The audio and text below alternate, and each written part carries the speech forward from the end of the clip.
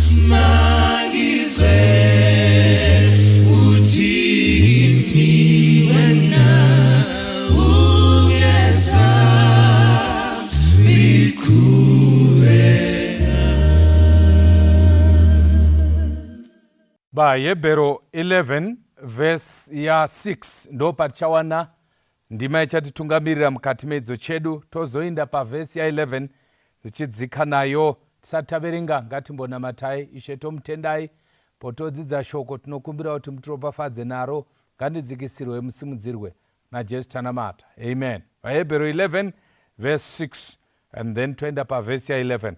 Shoko raMwari rinoti, kana kusina kutenda hazvibviri kumufadza, nokuti unouya kuna Mwari unofanira kutenda kuti iye uripo, uye kuti unopa vanomutsvaka mubayiro wavo. Mwari awedzere chikomborero pakuverengwa kweshoko rake. Musoro weshoko unoti kutenda kwechembere. Shoko raMwari rataura kwanze kana pasina kutenda hazvibviri kuti Mwari afare. Nemwe nzira haisi kureva kuti kutenda ngakunge kuri kumwe kune imwe nzvimbo. Iri kutoreva kuti kana usina rutendo, kana chechi isina kutenda, kana mhuri isina kutenda, kana vatungamiriri vasina kutenda, Mwari haafare. Zvinoreva kuti Mwari haafadziwi nepraise and worship yatingaite. Mwari haafadziwi nekunamata kwatinoita pfugama. Mwari haafadziwi nekuimba. Mwari haafadziwi nezvimwe zvese kana kuparidza chinhu chega chinofadza Mwari, rutendo. This is why even shoko raMwari richitaura kuti kana Jesu akuuya panyika anowana here pane kutenda. Saka timbotarisa kutenda kwechemberi. Kuna avo vanofamba neshoko munohwisa pane chemberi dzakawanda dziri mubhaibheri dzanga dzine kutenda. Dzimwe dzacho dzinogona kupupurwa nemi kuti zvirokwazvo kutenda kwambuya vangu, kutenda kwasekuru wangu ndokwakaita ndisvike pandiri panapa. Pauro anotaura kuna Timothy anoti, iwe Mauri, ndinoona kutenda kwambuya vako Loisi, ende mbuya vacho ava vane kutenda futi kwamai vavo. Saka muchiona kuti kutenda kwechembere kuripo mukati mebhaibheri. Rega nditi even iwewe neni tinogona kuirana kuti vamwe vedu takaumbwa kana kuputsiwa nechemberi dzekwedu. Vamwe vanoti vakacheuka kumasure vanoona chemberi dzisiri raiti mukati memhuri yavo. Vamwe vakacheuka vanoona chembere dzakavavaka. Rega nditi zvese izvo zvoburitsa pachena kuti kutenda kwechembere yekumusha kwenyu kana kusatenda kwechembere yekumusha kwenyu kunokuumba kana kuti kunokuparadza. Usati waenda kure kuti kutenda kwambuya vako, ndoda kukuvhunza kuti iwewe uchava mbuya kana kuti uri mbuya une kutenda here kwokuti vazukuru vanogona kunongedza kuti mbuya vangu kana sekuru vangu ndo vakandisvitsa panapa. Chembere ndinoda kuti tibate panapa tinoiwana kuna Hebrew chapter 11. Tatomboiverenga, bandoda kuti ndiverenge nemi vhesi ya11. Pane chembere yandinoda ipapa, chembere yakanga iri norutendo, kwete chembere imwe chete but chembere mbiri, harahwa mbiri dzakanga dzichidonzva rutendo mukati meupenyu. Noziva kuti ukaita zvokutamba nechembere yekumusha kwenyu ikakubatira munamato, chokwadi hausviki. Ukabatigwa munamato, chokwadi zvinobhuroka. Chembere yekumusha kwenyu kana ichida Mwari, uchaona kuti musi wainofa uchafunga munamato embuya iyoyo yauri kufunga kuti haina basa mukati meupenyu. Panapa soko raMwari rinoti nokutenda naiye Sara wakapiwa simba rekutora mimba akazvara mwana, kunyange akanga achembera, nokuti wakati iye wamupikira wakatendeka. Amen. Vhesi ya 12. Saka kumunhu mumwe wakapa akaita soafa, kwakabva vana vakaita senyeredzi dzokudenga nekuwanda kwavo, uye sejecha riri pamhenderekedzo yegungwa risingaverengwi. Kutenda kwa Sara, mukacheka kutenda kwese kumwe kwese kwatakadzidza. By faith Enoch akafamba naMwari, which is faith and walking. By faith Noah akavaka areka, which is faith and working. By faith Abrahama akadaniwa akaenda, which is faith and obedience. By faith Abel akapa chipiriso chakakunda chemukoma wake Cain, which is faith and sacrifice. But mbuya inoi inoshamisa, hatisi kuona panhoroondo yayo kuti kandi kutenda kwambuya Sara kuri papi. Inzwai kaBhaibheri rinoti kudii? Inzwai kwanzi nekutenda naiye Sara, muribva matoona kuti even neBhaibheri rinoda kutiburitsira pachena kuti kutenda kwaSara kwakasiyana nekutenda kwevamwe, nokuti vamwe vane zvavakaita zviri kuonekwa. Asika kunonzi naiyewo Sara uyu wakapiwa simba rekutora mimba, which is faith ine chekuita nepower yawakapiwa. Saka faith tingati it is faith and receiving, rutendo nokugamuchira. Hakusi rutendo rwokuti akaita, but rutendo rwaakagamuchira mukati make. Bhaibheri soko raMwari ratotaura kuti akatora mimba, maibata here, akazvara mwana.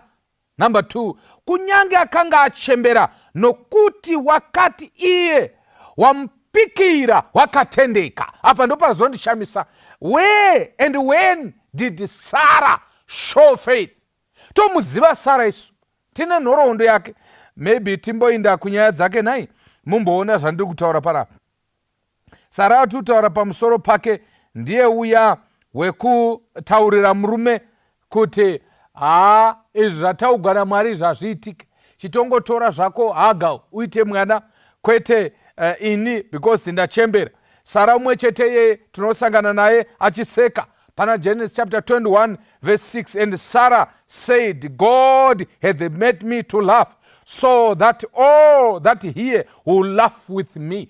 Teresa Sara pa chapter 21 anotaura kuti Mwari atotora mimba, anotaura kuti Mwari wandipawo uku kuseka, nokuti vanhu vese vachaseka neni. Saka Sara unozikamwa nenyaya yekuseka, but kuseka kwake kuviri, pane kuseka kwekutanga kwaakaita kwekudhauta, the laughter of doubt yaakaita apo ngirozi yakataura nemurume wake Abraham, anoti ko Sara mukadzi wako uripi? Kunonzi ari mutende. Ndokubva ngirozi yati kuna Abrahama, Sara uchatora mimba. Teresa, kana atora mimba uchabereka mwanakomana. and then Sara wakaseka. Bible rinoti akaseka mumoyo, hana kuseka zvakanzika. That was a laughter of doubt. But here we see after this laughter, Sarah in chapter 21 anoseka a laughter of faith. Why? Because anoti Mwari wandiita kuti ndiseke. Amen. And vanhu vese vachaseka neni. Saka after a laughter of doubt, Sarah anoita a laughter of faith. Saka ndine interest yekuti between the promise ya chapter 15 kusvika the fulfillment of the promise of chapter 21, chii chakamboitika pakatapa kuti Sarah agozonzi ndimai vekutenda. Ndo pane nyaya ipapa, actually pakakora ipapa. Kuna vanoverenga Bible munoona kuti the promise yakapiwa Sarah iri kutanga chapter 15. Actually it runs from chapter 12 kusvika chapter 21. I promise yanga iri a very difficult promise. Let me say it was a promise with a problem. Why? Because Sarah was barren. Akanga asisakwanisi kuita mwana. Nokuti akanga ari ngomwa, ndishandise vara iroro. Zvoreva kuti promise yakapiwa yemwanakomana yanga ine problem. Problem yakanga iripo ndeyekuti akanga asisakwanisi kuita mwana. She was barren. Number 2, the promise had a problem. Why? Because she was aged. She was of age. Akanga achembera. Not only that, the promise had a problem because iye pachake akanga aguma kutevera. Zvotaridza kuti system yanga yasiza. Saka the promise had a problem. And also the promise had a problem of timing. Yakauya panguva isiriyo. Let me talk to someone. Pane zvinhu zvakavimbiswa naMwari mukati meupenyu hwako. But nokuda kwekuti nguva yapindana. As I speak right now, pane ari kutoti, dei zvekurorwa, message yemarriage yakauya ndisati ndasvika pandasvika. Varipo vanga vakatarisira kurorwa. Iye zvino that promise in a problem yekuti number 1 vakura. Number 2, havachakwanisi. Chikonzero ndechekuti kunyange vakarorwa vadarika nguva yekuzoita vana. Saka the promise yave ne problem in your life. If the promise has a problem, I have one question. The question yandina ndeyekuti, is there anything impossible with God? Mwari wakavhunza Sara kanzi pane here chinokunda Mwari. Kana problem yakura kudarika promise, what happens? Chinoitika ndechekuti munhu anobva abuda otsvaga zvimwe. That's why Sarah akabuda akatsvaga zvimwe. Akatsvaga zvipi? Akamhanyira kunyama achibva pamweya. Nyama kupa Haga kuna Abrahama. Kana promise yaovatekwa nemaproblems kunomhanyiwa. Munhu anomhanya kuzvinhu zvenyama achida kusorova promise yespirit. When the spiritual has been overtaken by doubt and challenges, munhu anomhanyira kuzvinhu zvenyama. Reka nditaure newe usade kumhanya kuda kupa vanhu mhosva. Akaenda kun'anga. Hapana pakati pedu isiri candidate yen'anga. Tenda Mwari kuti Mwari vari kuzadzisa zvimbiso zvavo mauri always. Kana yasvika nguva yekusazadziswa kwezvivimbiso zvotoda vakanyika midzi yavo murutendo rwaMwari, hakusi kure kun'anga, hakusi kure kuvaprofita. When promise has been overtaken by problems, vazhinji vanoenda kure naJehovha. Vakaropafadzwa havo vanoti kunyange zvaramba ndinomira pana Jehovha. Kunyange ndikasarorwa ndinopinda nemakumbo angu aya muJerusarema ndisina kurorwa. Vanomira naJehovha kunyange zvikakona asi hatinamati diabolos. Waiting for God to do something. There are some people vakamirira kuti Mwari aite chimwe chinhu. Vamwe vakamirira kuti Mwari aite kuti varorwe. Vamwe vakamirira kuti vaite vana. As I speak, varipo vana Sara vari kuda umwana but zvakona. Kwavari vari kutaura pachena zvakona. Actually facts, mafacts aripo chaiwo chaiwo ari kutaura kuti hazvichaiti. When facts cancel faith, munhu anoenda kusirikwa. Kana rutendo kuchinge rwakanzugwa nemafacts, because mafacts aripo, the problem iripo ndeyekuti promise yave nedambudziko. But what was the major problem? The Bible says in chapter 16, major problem yanga iri yekubva kumweya achienda kunyama. And then Sarah tried to help God by kuunza solution yakanga iri physical to a spiritual promise. Akabva ati kuna murume tora Haga. Saka ndoda unditi muteereri nemutariri wechirongwa, Mwari ngaakupe simba kana wasangana nemachallenges mukati meupenyu. Hold on to Jesus. Mwari anozviita nenzira yausingatarisiri. Hongu mafacts aripo, hongu zviri kubatika zviripo, but Mwari anogona kusakupa mwana sezvauri kukumbira, but Mwari anoreplacea chikomborero chemwana nechikomborero chinodarika mwana. This is why the Bible says, ini Jehovah ndichaisa panzvimbo yevana vako chinodarika vana. Now tunoona kuti it's easier kuenda kuflesh kana zvinhu zvichinge zvaoma, kana kune avo vasingatendi kuna Mwari. There is always a human approach to a spiritual promise inenge yaita Pharaoh. Muri kuona kuti nekuda kweadvice yakapiwa na Sara kumurume wake pakaitika disaster kusvika pazuva ranhasi. Middle East yakazara nenyongano nekuda kwaSara. Sara akapa suggestion kuna Abrahama yekutora mushandi kumuita mudzimai, vakabereka Ishmael. Do you remember even apo ngirozi yakadzoka kuna chapter 17 inotaura kuti yauya ngirozi, regandiverenge nemika chapter 17 verse 15 inoti, God also said to Abraham, as for Sarai your wife, you are no longer going to call her Sarai. Her name will be Sarah. You hear that? Why? Pamva papiwa reason. Nokuti achava mai vemarudzi. The Bible records that Abraham akaseka.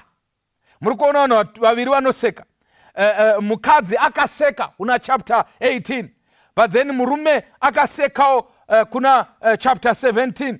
And then tiri kuona vanhu vaviri vekuseka pano. Vari kuseka iko, vari kuzviseka, voseka mafacts, voseka Mwari. Ndiri kutaura issue because Abraham audziwa pamusoro pechipikirwa chemwanakomana.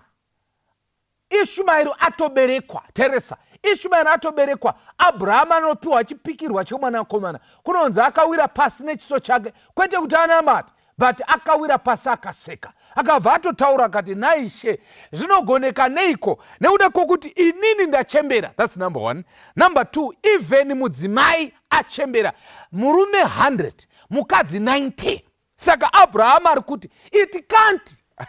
Namboda kutoti mhari dzenu ndiiti it can't, because isu tichadzidza taingonzi 1 minus 2 it can't, but with the time tazova kusekondary takaudzwa kuti it can't haisi answer.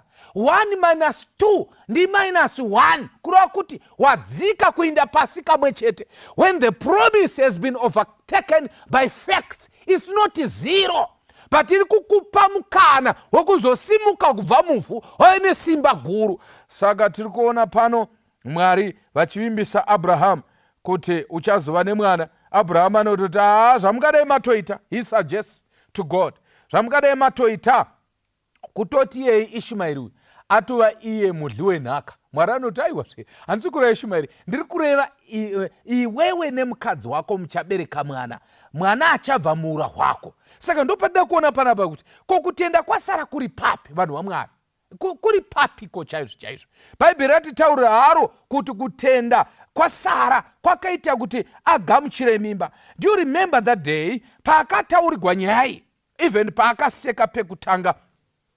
She says in chapter 18 verse 12, ndi Sarah, so Sarah loved to herself and she thought, after I am worn out and my Lord is old, Teresa, will I now have this pleasure? Ameno kana muchibata zvokutaurwa namaya. Maya vari kuhwisisa kuti promise yataurwa naMwari, very good promise, but wrong timing.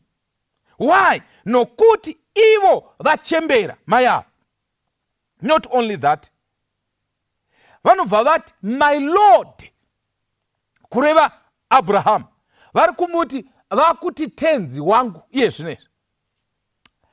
Vanoti natenzi wangu achembera, but above all tatoita problem yekuti miviri yedu haichafariri izvozvo. Zvipi? Kwete zvemwana, asi zvinoita kuti mwana avepo mumuviri. In other words, varitotaura kuti kana motoita kuti tiite mwana, motogadzira muviri, nokuti zviri matiri kunyange tikada hazvichaiti. There is no more that feeling yekuva nepleasure.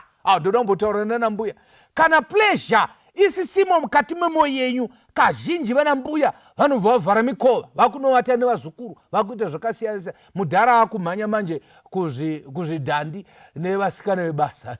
You see the challenge, because akuda kusorovha issues dzinechekuita nespiritual, akumhanya kunyama. Saka mai vari kutaura zviri dhipi panapa kuna Mwari. In other words, vari kutoti kuna Mwari, mukunzwa kwandiri kuita, kunyange ndikada promisi yamataura, ndichida mwana wacho, imi mukasagadzira muviri wangu nechemukati, hazvibviri, because hatichina hari, taparara.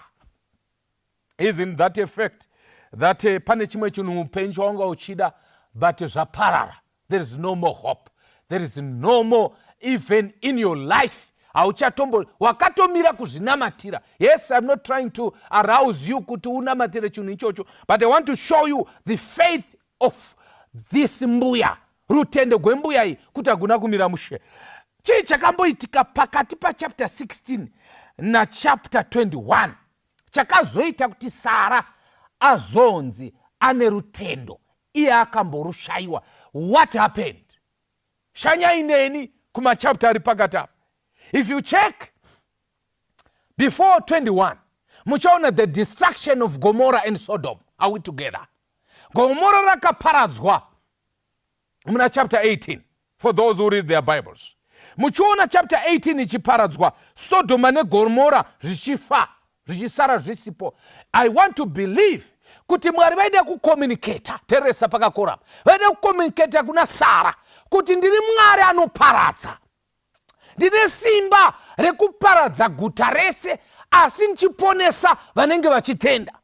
Saka ndikuda kubhiliva kuti the incident yeGomorrah and Sodoma yakaunza faith muna Sara na Abraham, kuti kana Mwari achigona kuparadza zvinhu zvakadai zvakakura kudai zvisingatendi, vanotenda anogona kuvadzikinura. Kubuda kwakaita Lot muSodoma neGomorrah, vachiinda Sodoma ichiparara, zvakamutsa rutendo muna Sara and Abraham kuti Mwari ndiMwari anogona. Zviripo zvakamboparara mukati meupenyu hwako, zvimwe zvaida kumutsa rutendo mauri. The waiting period, ine zvinhu zvakawanda zvakaitika. Zvimwe zvacho hazvina kuitika kwauri, zvakaitika kumaraini. I want you to check nyuzi dzawakanzwa dzakaitika kumaraini pamusoro pemabasa aMwari, dzofanira kumutsa rutendo mauri. Imwe incident yakaitika nodari yakamutsa rutendo kuna Sara, incident yakaitika muchapter 20. Apo Abrahama akainda nemudzimai wake, drought yarova, unosvika unoti kuna Abimeleki, Sara iye hazvanzi yangu, padaitarise ndati wakomana chembere yenga yakanaka, because at 90 iri kutonzi ndisisi, because mambo akanga avada, mambo wechihedheni anga atoda maya 90. Saka ndati kutenda kwechemberi, chemberi kana nerutendo haichemberi vanhu vaMwari, inoita setra, nokuti inenge rutendo. Tarisei chemberi dzekumusha kwenyu, chemberi inoinda kuchechi nechemberi inoinda kundari. Muone kuti kunyange vakadzidza vese, imwe yacho yakutoita sasisi kana kuti samai yechemberi iyoyo. Kana uchida kuchengetwa naJehovha, ndimbotaura nechemberi, kana uchida kuti uve musikana, tenda muna Jehovha, iva nerutendo muna Mwari, Mwari unokuchengeta. Ukazora mafuta vanoridza muridzo. Ndataura nambuya here pana Sara at 90 ari kutonzi ari kudikamwa, ende atodiwa na mambo, ndikutaura na his excellence na president angaitomuda. Ndoda nditi panguva ino hongu pane zvimwe zvinoitika muupenyu zvinoita kuti seke tirasikirwe nerutendo, but kana taona Mwari in action, ngative nerutendo, nekuseka kwerutendo, because God is in action. Is not God in action in your life? Unoda kuti Mwari ashande mukati meupenyu hwako, iwe nekutenda kwechemberi iyi. Namatane nepanguva ino uti Mwari ndibatsirewo, unzaiwo rutendo mandiri. Ndazviona zvamaita paGomorrah, ndazviona zvamaita kuna Abimeleki, neniwo munogona kundipa kutenda ikoko, kutenda kwechembere, kuti perekedze mukati mezuva ranhasi. Usazeza usatya nokuti ausiwo unozviita. There is nothing impossible with God. Kana Mwari wakazviita kuna Sara, anogona kuzviita kwauri. Ndoda kuita special prayer kune avo vari kuti pastor, ndiri kunamatirawo mwana, tave ne10 years, tave ne13, ipo pano paTV this morning, paYouTube pauri, wakatarisa paFacebook, wateerera iri audio, ndoda kuti uzvipire kuna Mwari, iwe nemurume wako, kana mamuri kure nakure, indai padyo napadyo, mubatane ruoko. Chakaita kuti Abrahama naSara vakwanise kuzoita mwana, kubata kwavakaita kurutendo, vakatenda vari vaviri. Abrahama naSara vaizviziva kuti mwana uyu haasi miracle baby, achazoya nekuda kweinspiration, but they wanted to have faith in God. Abrahama akatenda, ndokubva Sara ashandura position yake yekungoona Abrahama semurume achembera, akamuona semudhara achembera, but after the promise akamuona saLord, paakarecognize kuti murume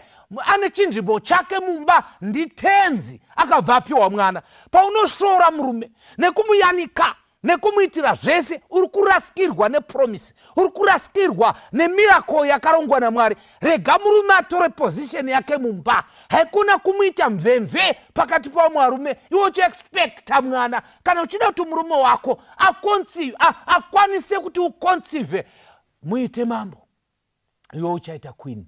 The relationship between you and your husband matters pa issue ya Isaac. You need to respect him.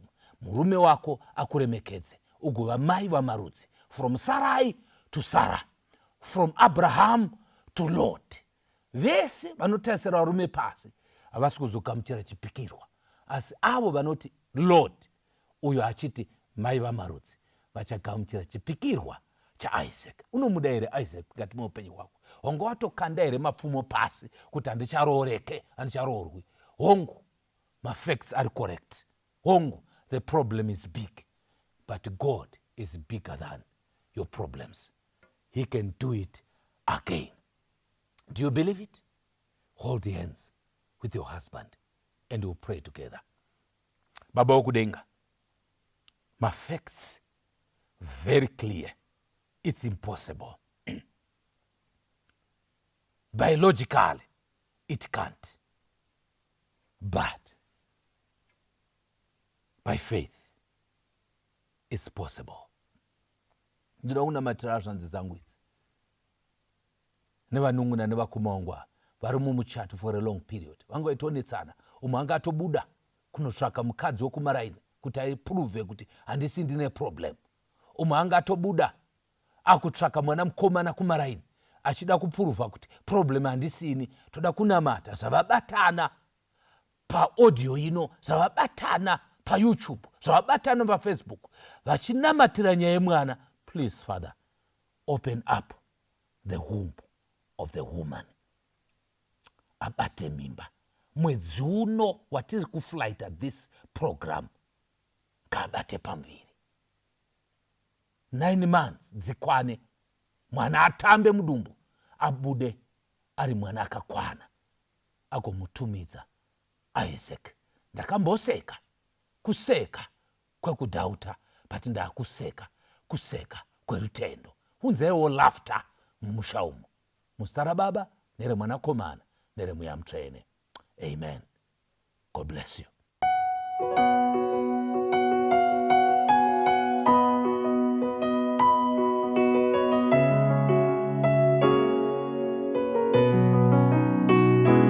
Musha unosimbirwayo umo musina urombo, unde wakakomborerwa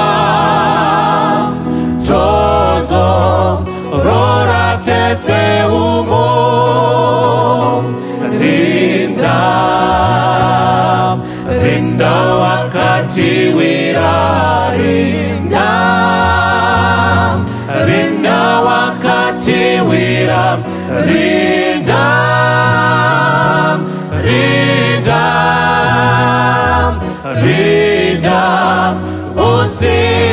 shori kuti mutoro warema uyo wapirwa naMwari musha uyo unonisa rinda usashore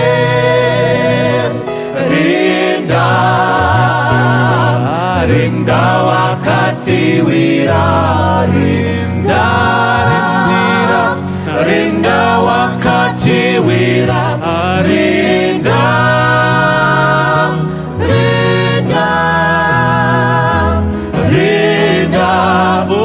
usinga shori kuti tira ine minzwa funga akaitakura kuti moyo watambudzwa nani ye wakatambudzwa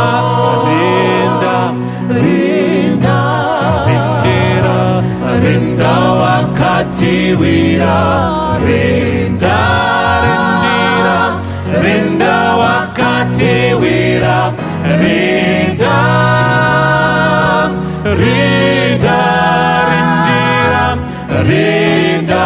usinga shori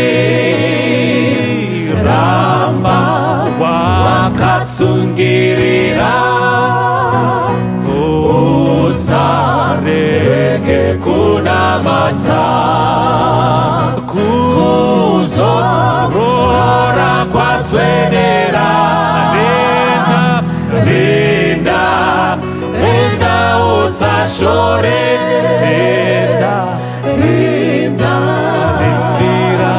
rinda wakati wira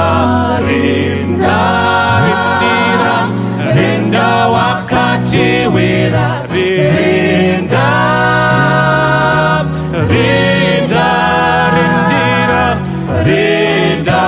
usinga shori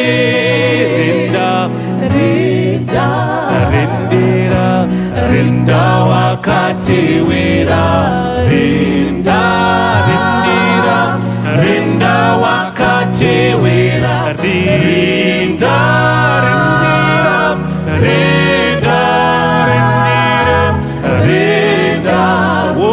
usinga shori rinda usinga shore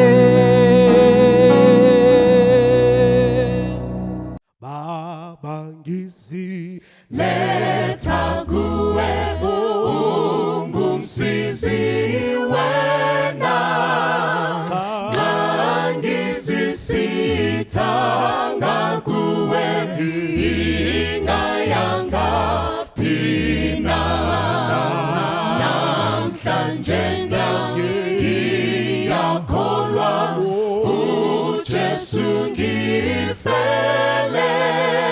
wachitha igazi lakhe ukungikhulula ngiyakholwa ndodaneni engipha amandlayo konke ukwesela kwami kugcwaliswa yiyo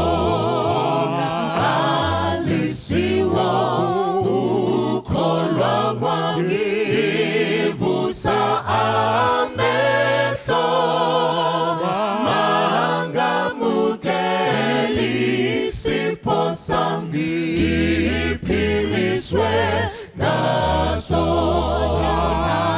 namhlanje